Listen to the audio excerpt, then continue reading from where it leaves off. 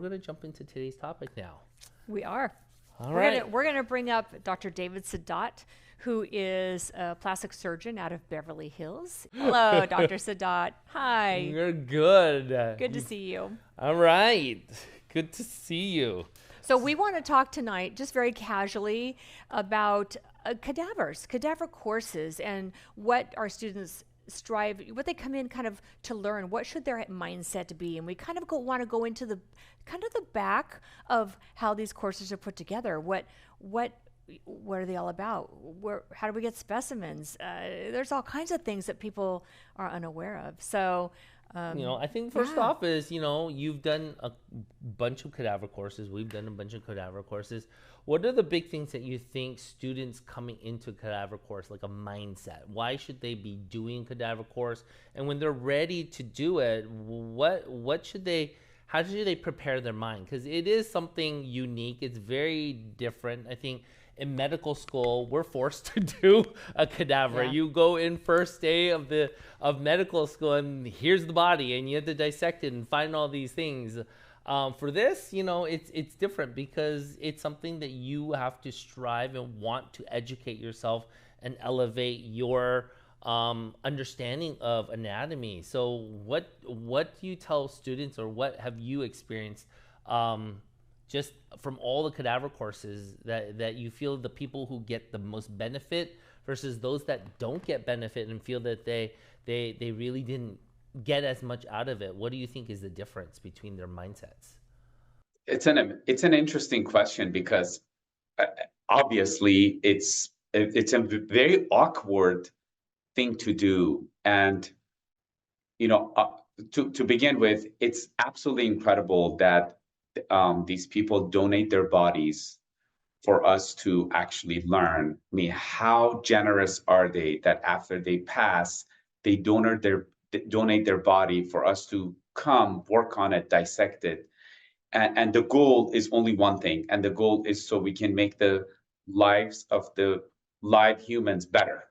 We learn from it. So that's a very novel thing, and we should never ever forget that. That's why they donated their body, and we have the utmost respect for them. But you can't help think about this being a very awkward, unusual situation, because people just saying I'm going to work on a dead body, dead head. That's just not usual, okay? And especially for you and I that went to med school, and the ones that went, were exposed, especially back in the day, it was a lot more common to be in a cadaver lab. We got used to it. For us, it became really secondary. But for those that are coming into the field, especially the newbies that have graduated, they've worked on patients, they see patients, but they've never been in a lab. And when they come in, it's mind-boggling that you're actually coming in, working on a head. As you know, one of the crazy things about it is that, when we do these courses, they bring different parts of the body for different courses. So we only have the head and not the body. And one of the questions everyone asks me is like, where's the body? Because we're working on the head. So it's kind of funny, but I don't want to disrespect any of the donors, but we have to, because these are so novel, so expensive, so hard to get, that we have to divide for different specialties, because every specialty needs to learn. So obviously our specialty is working on the head, so we only have the head and not the body. So it's a little freaky at a time. And then we got all kinds of students, the ones that are extremely ambitious, saying that, I'm going to start dissecting, cutting, look into it. And then we have the ones that are very, very shy, very scared. They're in the background. They don't want to come forward. I've had students that kind of got lightheaded, unfortunately passed out. We had to kind of help them out with that. And then it's like any other class, some students are naughty and aggressive, and they take over the table, because we usually have 4 or 5 people on the table. And some people are really shy and they step back. Some study like crazy to prepare for it and know everything, or at least they know everything. And then some are just basically clueless and have no idea. So we see all kinds of people. But I think it's absolutely essential for and anything in medicine, especially aesthetic medicine, injectables, to know the anatomy, because we don't know what's underneath the skin, and it's nice to see what's under the skin, so we can kind of translate that into our everyday uh, practice. And preparation, like anything else, is key. So if you're taking one of these courses, and we would love to see all of you guys in our courses, if you're taking one of these courses, it's nice to maybe study a little bit about it, maybe watch some video. I mean, right now it's so easy to get information. You can go on YouTube, you can go anywhere and get some information. So it's nice to study the anatomy, read a book, prepare for it. So you get a lot out of it, because this is going to change your life. It's a life-changing experience once you learn the anatomy. Those of you who've taken it, you know how important that is. I think you are so spot on. I think that having someone go through, you guys need to go through courses. You need to look through anatomy books. You need to understand muscles and structures and fat and arteries where they generally are before you go dissecting a specimen, because it's hard. I'll tell you, it gave me the ultimate respect for you plastic surgeons because we're in there dissecting tissue away, and heck, I probably just macerated the facial nerve, and my patient would be paralyzed. It's the finesse that you have to have as a plastic surgeon, and the amount of knowledge you have to have just astounds me. I have the ultimate respect for you, because it's something it makes you understand how tough that job is. The other thing I was going to mention is we've all done cadavers in school, basically anatomy, med school, whatever I had. We have full cadavers, but they smelled like formaldehyde years ago. Remember? They were bad. And ours don't smell, you guys. They don't smell. But what I think we have to do in medicine oftentimes is kind of disassociate ourselves from that emotional component. And we do it in our work a lot, ER, ICU, wherever we work, we're able to disassociate. So when we have a specimen in front of us, we're really just focusing on, let's look for that artery, let's look for that fat pad, rather than this was somebody's relative. I remember looking at one of my first cadaver courses and looking at it and just going, oh my gosh, this is somebody's son or a husband. It got me really emotional. And then I'm like, who cut the head off? Who did this? I remember in med school, I would not want to be cut. we had to cut the head off of our specimen. It was one that we walked in, and I remember because I took a summer class, which was a accelerated anatomy course, so that if we passed it, then we were the TAs for our peers. And I walked in, I was like, oh, it's a whole body. And then the first thing they proceeded to do is, we're going to have you guys chop the heads off because we're going to save them, and in the second semester we're going to come back and dissect the heads. I was like, oh. And that really was that was barbaric. That I was like, oh my God. Okay. But as Lori said, this is done for a reason. The reason is to learn.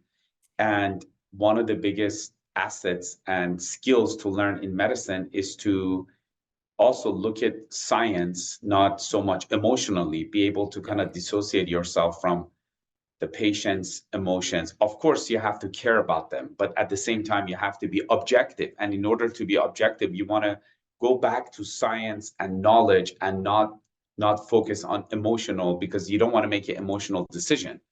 And that goes with injections, even if you're injecting Botox, Dysport, fillers, whatever, doing surgery. And it goes the same thing when you're studying and you have these in front of you. You have to think science and not so much whose family member is it, where they come from. And to what you just said, Lori, it's very humbling when you dissect and you see how difficult it is. And that's why our residency program is 6 years. We have to watch our attendings and professors dissect for 6 years and assist them and hold retractors to learn. It's not easy, and for obvious reason. And by the way, that's one of the reasons that in some of our courses, depending on what sort of a level of students we have, we pre-dissect our specimens. We do one side, it's already dissected, because we recognize that a lot of you guys that come to these courses that are new, you don't know how to dissect. That's not you never learned. I mean, it's difficult. It's not that easy. So we have it already dissected for you, so you can easily see the first cadaver course. Yeah. I My mean, it's, speaker just fell yeah, out. you know, My and first so, cadaver course, if you can hear me. But yeah, we were just set in there. We were just set loose, and we didn't have anybody at our table. There were like 5 of us, 6 of us per specimen, and they're like, yeah, go ahead, just follow us. And literally, I just was cutting down, trying to follow the person at the front of the room, and literally, I think I cut through every major artery that there was. You don't know. It takes you the first 3 courses to kind of just get your bearings and not be overwhelmed and realize how delicate you need to dissect things away. It takes a while to figure that out. So if this is your first course and you come to our course, don't worry. We'll be there with you. You will not be left alone at a table. We're there with you, and we've all done several courses together. So yeah, we can help you. Sure. and I think the way we designed the course is that we dissect it. We have pre-dissected one side already, and it's ready to go. And then each table has a table captain who is an expert in anatomy and dissecting. So we'll help you navigate through the tissue so you're not lost until you've done a few courses and you're comfortable enough to do it yourself. But initially, this is, we're there to make sure that your experience there is not struggling through dissecting and learning to be a quote unquote surgeon to do this, but learning the anatomy that you can apply on Monday morning to your patients. That's the ultimate goal. Right. I think understanding, looking through your pictures, understanding kind of, and having a mindset of what you want to learn. What are the areas that you're a little unsure of? You want to see it and literally see it in a 3D, because the 2D picture doesn't give you a perceptional thing. And I think the perceptional 3D aspect of it it's kind of lost. I know when I teach a lot of threads, and Lori gets frustrated when she teaches cannulas, because a lot of that 3D, the curvature of the face, the way, and you're getting through the different tissue planes and what you're going to feel as you're traversing through the different tissue planes with your cannulas. Actually, it's important, because then you can relate it to the actual 3D cadaver. So having at least a 2D understanding of what you should technically go through, and then having that 3D experience of actually seeing it in live person, I think that's where it starts to put things together, and hopefully that 3D spatial reasoning starts to fall into place. It helps you as an injector. It helps you visualize what you're touching. It helps you visualize, I'm hitting this ligament, I'm hitting this ligament. Oh, okay, I'm going through this fat pad, and okay, that's the SMAS. So I always tell my injectors, I want you to be thoughtful, and I want you to think about what you're touching in there, because it's going to make you a safer injector. A cadaver course like these, when you go, you can kind of dissect away, and you say, okay, there's the SMAS, here's the deep fat pad. Okay, that's what I want to, oh, it's thin in older people, and it's fluffier in younger people, and you have an idea of where you are in relationship to that patient's anatomical structure. So I think it gives you a bird's eye view, like a little mind's eye, as you would say, into that patient's tissue that you're injecting. It is invaluable. It's priceless. I go to every cadaver course I can, because I learned so much at every one. I've probably been to like 8 or 10, but I learned so much at every one, because there's no 2 specimens, no 2 anatomical structures the same on two specimens. So you will, if you're coming to a cadaver course, you come and you look at your specimen and go, okay, here's the angular artery. Okay, that looks great. Go next door to the table next to you and go try to find that one.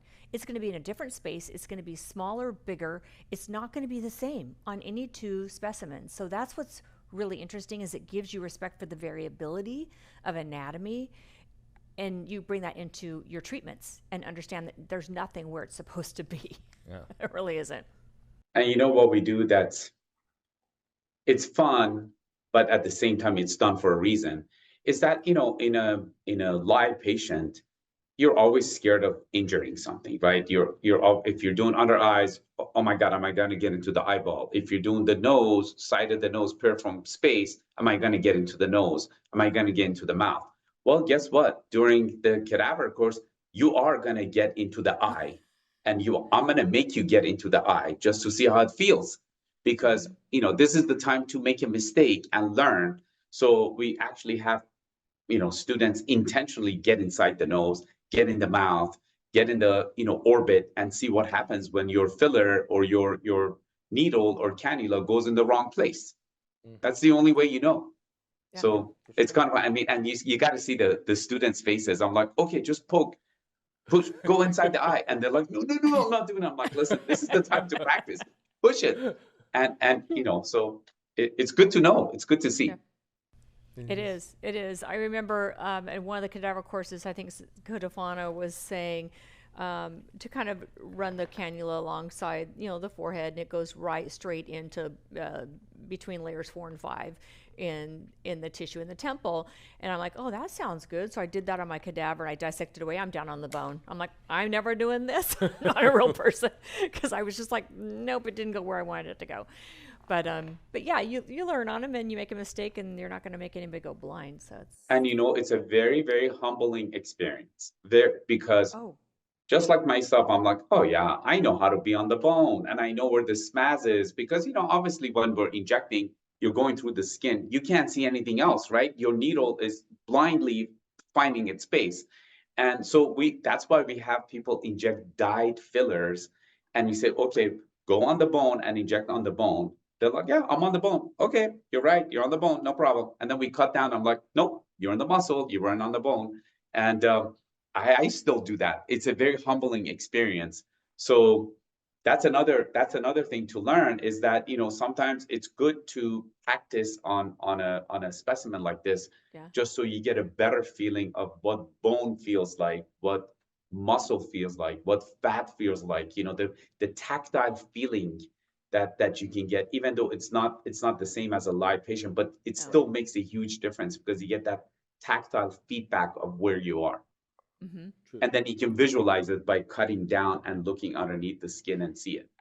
Yeah, and I think the different colors of dye, like each student has a different color syringe, I think it's awesome, because sometimes they'll inject and you dissect it away and you're like, yes, you were in the right plane of tissue, and you felt it and you knew where you were there. And other times they're like, okay, I need to work on that feel again, you know. So I think it's such a great learning experience in a safe environment. It's such a great tool to help our students learn where they're at, because too many people don't know where the tip of their cannula or needle is. So I think it's a really good, safe way to help teach that. It's awesome. I love And it. you know what's crazy? There's a bunch of crazy things. But one is that, you know, those of us who've been around, we didn't have any of these. I never learned I learned surgery on cadavers and how to do a facelift and you know, more reconstructive surgery, but I never learned how to do injectables on cadavers. That was just, you know, bizarre. Nobody would even think about that 5, 6, 7, 8 years ago. I think probably the first time that I did this was about 7, 8 years ago, no longer than that, because it just didn't exist. And you know, the way it was taught back in the day was by plastic surgeons and surgeons teaching how to dissect as if you're doing surgery.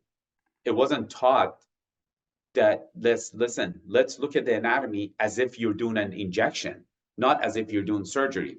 It's useless for an injector to learn anatomy like a surgeon, because unless they're doing surgery or they want to do it as, you know, just because they want to learn. But otherwise, you have to go into this course and teach this course and learn this course as if you're learning the anatomy for injections or thread lifting, not anatomy for surgery. And that's how we used to do it. Well, we never did it until a few years ago. And as if you notice, you know, in the past year or two, there are so many courses out there, cadaver anatomy courses for injectors, because we all have recognized how critically important this is in our lives and our patients' safety to learn the anatomy for injectors. And I'm so glad that this came to light for all of us, because I've learned so much I know I teach it, but I've learned so much just learning about it, because I didn't know any of this stuff. We never, you would imagine as a plastic surgeon or as a dermatologist or whatever, you learn these in schools. We don't learn this kind of stuff.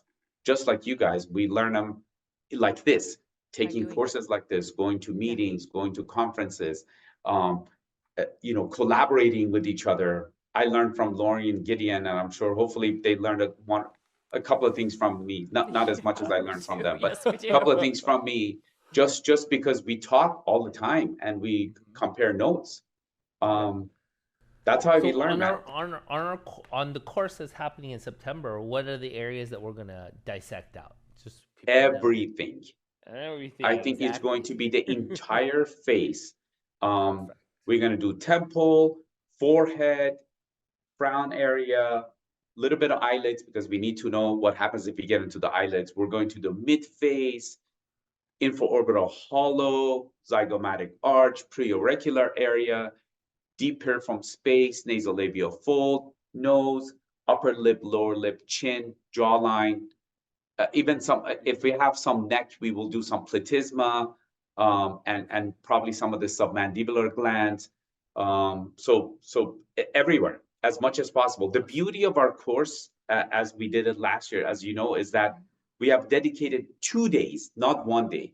Day one is all anatomy. So we have most anatomy courses at those of you who've attended are 1 hour, 2 hours, 3 hours.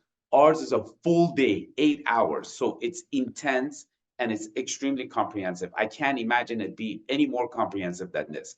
And then the second day is where you guys beautifully, like last year, you demonstrate how to inject these areas based on what we learned in the lab the first day. So I can't imagine anything more comprehensive than this. Yeah, no, I think it's important. I mean, the first cadaver courses that I took on it, that you're just dissecting it out. This one, the way you've thought about it is perfect. You know, you dissect it out, and then we match it up with how do we inject it. And Laura and I inject differently, but we end up getting it into the same place, the same tissue planes that we're looking for, and that's what it's all about, is teaching things that are relatable to what we're actually doing. Just to dissect out for the sake of dissecting is good, but I think majority of you really want to be able to hone in on, okay, I'm injecting into a piriform area, what's going on in that area that I should watch out for, where is the safer space to be injecting into there, and why and undermining and unrevealing that area is actually great, a great idea to do. And then to show the actual injection, having now understood the anatomy, is where you want. Right.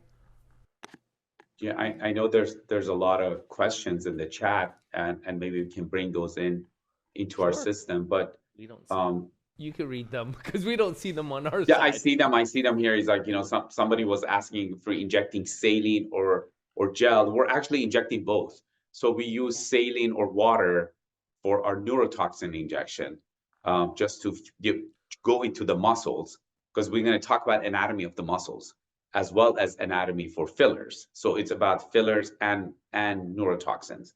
And then we're injecting dyed gel into different tissues to mimic a filler. So that's the answer. Somebody was asking where the class is. I'm sure the staff will post that, the location, the pricing, how to sign up, registration. It's all in the link here. So please go into it. There's tremendous amount of information on this.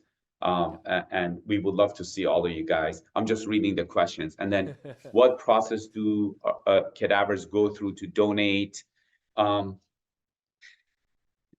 At some point, these are different than, everybody asks me this question. So first of all, you can't just pick up a cadaver, a dead person's body, and do this. They have to be donating their body specifically for science to do this.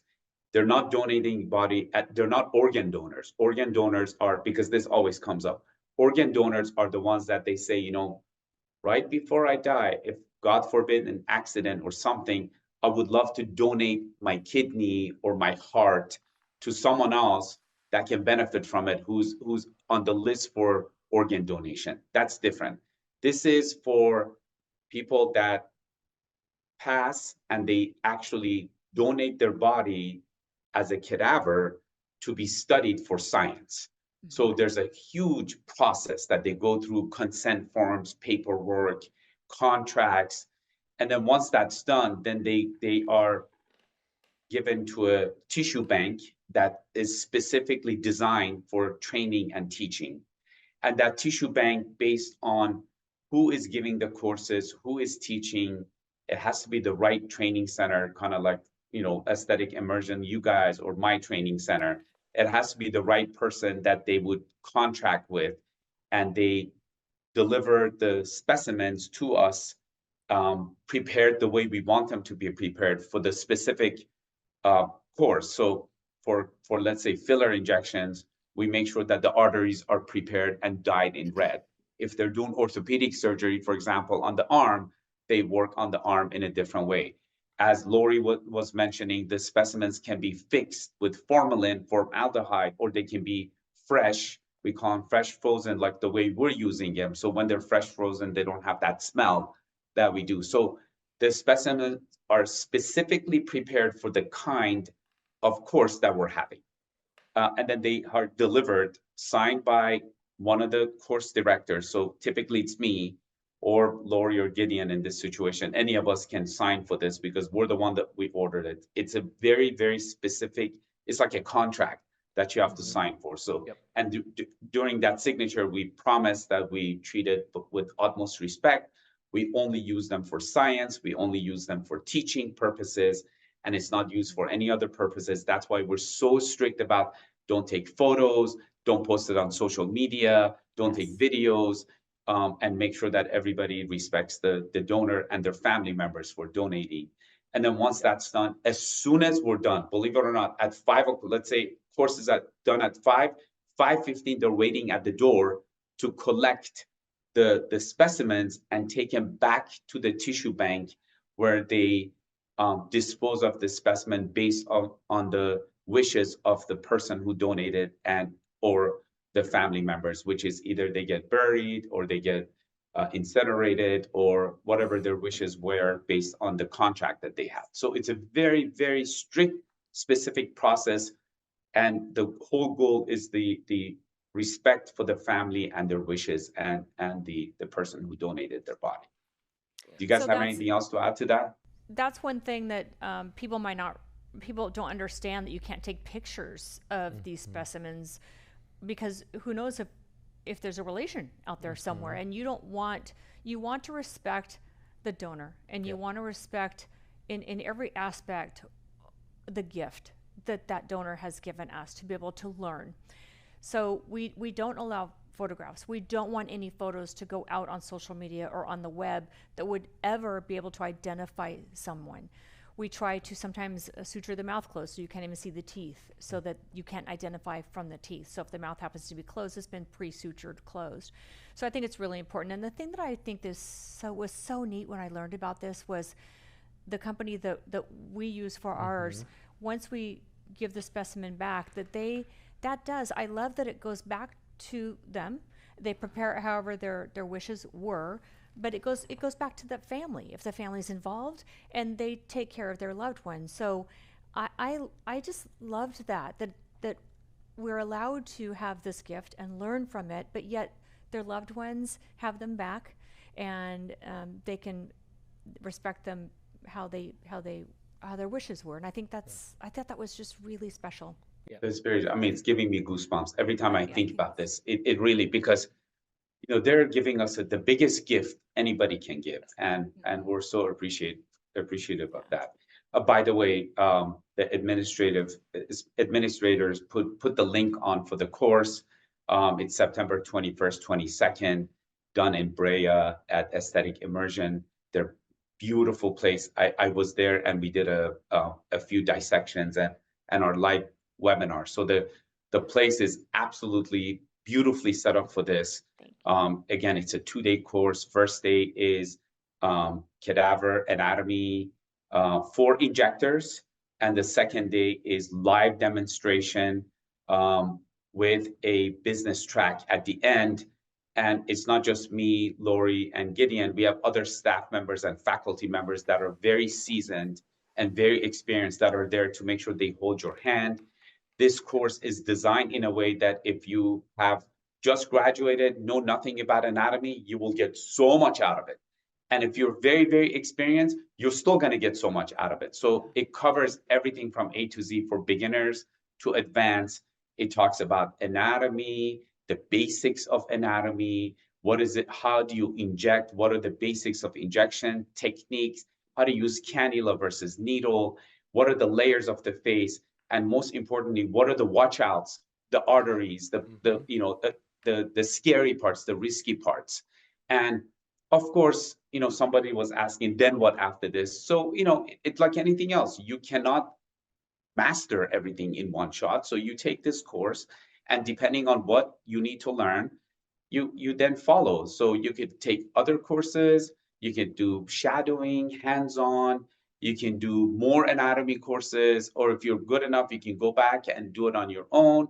There are webinars online that all of us have, both Gideon and Lori have, and I have.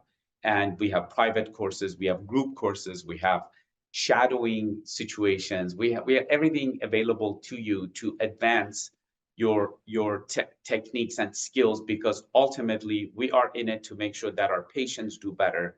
If your patients do better, if my patients do better, if everybody's patients do better, we all do better. So our goal is to make sure that we elevate this specialty to the best it can get. Yeah, sure. Let me see what other Absolutely. questions, unless you guys have any other comments. I'm just looking at questions here. Yeah. So as far as like for Aesthetic Immersion, we have group trainings here in Brea. So we keep the group small. We have our a course you have to go through before that. It's all CME accredited, so you get like 18 to 20 CME hours for it. But there's about a 12 hours of didactic you have to go through before you come to the hands-on to do injectables. So you have a very comprehensive knowledge and a foundation of aesthetics and injectables before you even get here. And then we have a full day where you have about an hour or so one-on-one with an instructor to help you inject, to help you feel more comfortable. So that's the group, more of the group training. And then he offers private trainings. I offer private trainings outside of our school too. So you would just have to contact us or DM us. And yeah, I do too on our side, Comprehensive Aesthetic Institute. If you guys are interested in any of them, let us know. By the way, I think somebody was asking how to prepare for this course. And so you can prepare reading books and textbooks, but we have a series of anatomy webinars that we've done with Lori and Gideon in the past 2 years, and it almost covers every part. We still have one left this year before the course. So I think if I'm not mistaken, we did 5 this year and 5 last year. It's 10 of them. They are on Aesthetic Immersion's platform. You can sign up for it and watch these webinars from the comfort of your home on the weekends, whatever. You have unlimited access to it to go back and review. So if you want to sign up for those are amazing too. You can buy, and they come in bundle packages. You can purchase the whole bundle and learn before you come to the course, or just for whatever reason. So have them in your library of courses. No, I completely agree. It's a great prep work so that you can see it through video so that you can prepare yourself when I'm going in there and actually hands-on with the cadaver. Now I can really see what I really want to imagine in areas that you're scared of injecting. That's kind of where you want to hone it down. There's so much to anatomy. That's why everyone does a couple of anatomy courses. You do one, you grow from that, and then you hit the next barrier where, like, okay, I want to learn to inject this area. What are the things that I need to watch out in this area? And then you hone in on that. Of course, we're going to go over all of it, but I think taking home 2 or 3 areas that you really want to focus on your growth is the most important, so you can focus on that. Trying to do it all, I think everybody tries to do it all, and that's the fallacy of all of us. I do lots of different trainings, and everyone comes in with this idea that they want to do everything all at one time. I'm like, you're not going to learn anything, honestly, if you try to accomplish everything at one time. Focus on a couple of things that you really want to gain out of it, and that's where your growth is going to be tremendous and enormous on the aspect of it. I think maybe one last question, guys, and then we could wrap it up. No, somebody was saying thank you for providing Thank this you. course. So thank you so much. Honestly, I don't know. I'm sure you guys feel exactly the same. somebody was asking me well, my family is asking me, why do you work so hard and do this kind of stuff? Because it's a lot of work to put it, they're asking, what does it take to put this together? It's like a wedding. Every time we put one of these courses together, it's like putting a wedding. It's a lot of work. But, the reward you get from this aha moment that you put in somebody's head, the students, they say, oh my God, I've been injecting for 15 years. I never felt this. I never knew that. It is so rewarding. It's so satisfying. And that's why we do what we do. It is. It is. And we can never stop learning because we will never know it all. No. Yeah, well, we're students for life. Oh my gosh. Students for life. Oh, yeah. All right. This has been great. Thank you so much, Dr. Saadat. Thank you so much, Dr. Saadat. Thank you for having me on. I enjoy being with you guys all the time. I know I saw Lori last week in our Train the Trainer. That was Gideon. You missed it. That was excellent. I just came back from Asia. It's too far, too jet laggy. I bet. I saw all your pictures with you always post all the good restaurants, so I'm jealous. Right? They were excellent. Yeah, they were very excellent. Well, very good. I will see. Hopefully, we will see all of you guys in our course September 21st, 22nd. Yes. Please sign up. We would love to see you there. If you have any questions in advance, reach out, and I'll see you guys soon. Thank you. Thank you. Thank you, Thank Dr. you so Saadat. much. We will see you. Take care. Bye, guys. Bye. Thank you. So we'll wrap this up. Remember, our next AI Live will be September 3rd. It's going to be at 5 p.m. And Enoch will be here talking about business. Yes. I think it's very important, very crucial. We're in you could say, somewhat of a recessional period. Kind of how do you adjust, ask him questions on all those things. So that will be September 3rd with him, because unfortunately Lori and I will be out of the country. Ireland. Getting ready for a conference to speak. And so Enoch will be taking over on September 3rd at 5 p.m. All right. We don't know enough business, you guys. They don't teach us business in school. So every time you can get business education, please get it so that you can really understand how to run your business. Even if you are maybe just a lead practitioner, maybe you're not an owner, but you are even working in someone's business, so you understand the costs of items and the insurances, the costs that go out, and you'll understand why you can't get a 20-30% commission and the business still runs. So it's good stuff, really good stuff. We also have business webinars that you can go on our website. So if you go on there, we've got an entire business webinars that are invaluable to you working in small businesses, which is what we're at.